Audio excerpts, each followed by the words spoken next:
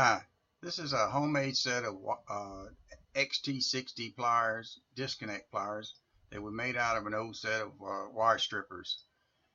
Took the screws out on both sides, ground the jaws down, made sure that XT60 would fit in there, and put it all back together. And they work really well for separating the XT60 plug. The gentleman has use of only one hand, and it makes it a lot easier to get the plug separated. Take a look at this video. Get it? I don't know. Hook it back up and do it again.